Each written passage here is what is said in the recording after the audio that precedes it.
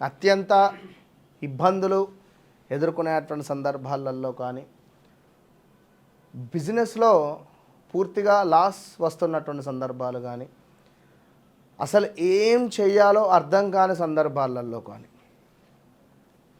అసలు ఏమి చేయాలి అని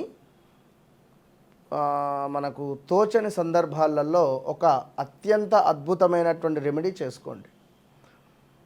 మరీ ముఖ్యంగా భార్యాభర్తలు గొడవలు కానీ బిజినెస్లో గ్రోత్ ఉండాలి అని అనుకున్నా కూడా లేదా ఇంకా జాతకంలో ఎలాంటి ఇబ్బంది కలిగించే సందర్భాలు మనకు నడుస్తూ ఉన్నా కూడా మోస్ట్ పవర్ఫుల్ రెమెడీ మీరు ఇది చేసుకోండి. 5 సోమవారాలు మధ్యలో వచ్చేటువంటి 3 శుక్రవారాలు, ముఖ్యంగా 5 సోమవారాలు, ఒక సోమవారం నుండి మరొక సోమవారం మధ్యలో ఒక శుక్రవారం, ఈ సోమవారం నుంచి మరొక సోమవారం మధ్యలో మరొక శుక్రవారం, ఇక్కడ 3 సోమవారాలు అయినవి, 2 శుక్రవారాలు వచ్చినవి, ఒక సోమవారం నుంచి మరొక శుక్రవారం మరొక సోమవారం సో ఇక్కడికి 4 సోమవారాలు అయినవి, 3 శుక్రవారాలు అయినవి.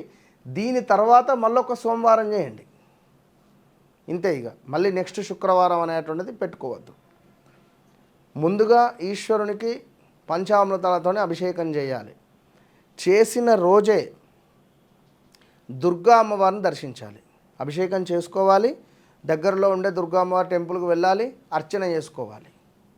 అదేవిధంగా శుక్రవారం రోజు పొద్దున్నే మళ్ళీ శివాలయానికి వెళ్ళాలి, అభిషేకం చేసుకోవాలి. శుక్రవారం దుర్గా అమ్మవారికి రాహుకాలం సమయంలో వెళ్ళాలి, ఇక్కడ కుంకుమార్చన జరిపించాలి లేదా నిమ్మకాయతో దీపారాధన చేయాలి, ఇంతే. మళ్ళీ నెక్స్ట్ సోమవారం ఈశ్వరునికి అభిషేకం కాగానే మళ్ళీ దుర్గా అమ్మవారి దగ్గరికి వెళ్ళాలి. ఎప్పుడైతే ఇక్కడ ఈశ్వరుని యొక్క అభిషేకం చేసి దుర్గా అమ్మవారికి కుంకుమార్చన జరిపించిన, ఈశ్వరునికి దర్శించి మనకు తర్వాత దుర్గా అమ్మవారిని దర్శించిన అమోఘంగా అమ్మవారు ప్రీతి చెందుతుంది. చాలా అంటే చాలా అద్భుతంగా అమ్మవారు ప్రీతి చెంది మనకు అద్భుతమైనటువంటి ఫలితాలను కానీ ఏ కోరిక కావాలి అనుకున్నా కూడా ఆ కోరిక మనకు తీర్చేటువంటి పరిస్థితి ఉంటుంది ఆ యొక్క అమ్మవారు.